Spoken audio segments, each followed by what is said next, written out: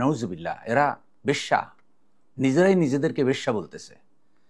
এদের পোশাক আশাক, এদের ডিজাইন, এদের চালচলন, এদের আচার আচরণে আসলেই নারীর কোনো বৈশিষ্ট্য নাই।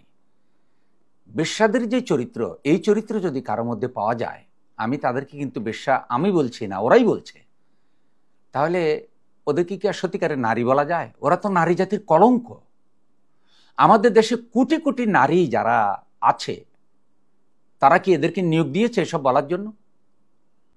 আর নারীদের যৌক্তিক অধিকার, নারীদের ন্যায্য অধিকার প্রতিষ্ঠিত করা, কেউ যদি বঞ্চিত হয়, কিন্তু আপনারা সত্যিকার করে বলেন, এরা যেই কথা বলছে, এই কথা যদি বাস্তবায়িত হয়, এদের যে চরিত্র, এদের যে চাহিদা, এদের যে স্লোগান, এগুলি যদি বাস্তবায়িত হয়, সংসার থাকবে না।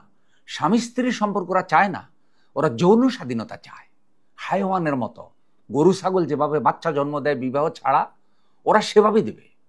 ওরা আমাদের বংশধারা শেষ করে দিতে চায়, পারিবারিক বন্ধন ধ্বংস করে দিতে চায়।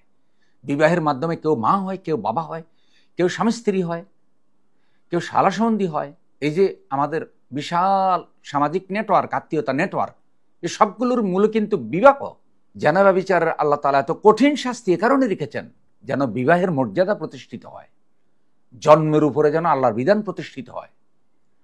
দেশবাসী, এদেরকে প্রতিরোধ করুন। এরা আপনার বংশধর শেষ করবে, পরিবার শেষ করবে, দেশবাসীকে পশু বানিয়ে ফেলবে। এরা পশ্চিমা কালচারে দেশে আনতে চায়। পশ্চিমাদের দেশে গিয়ে দেখেন, নারী নির্যাতন আছে, সংসার প্রথা নাই, ভোগবাদী, ওইসব সিস্টেম আমাদের দেশে চলতে পারে না।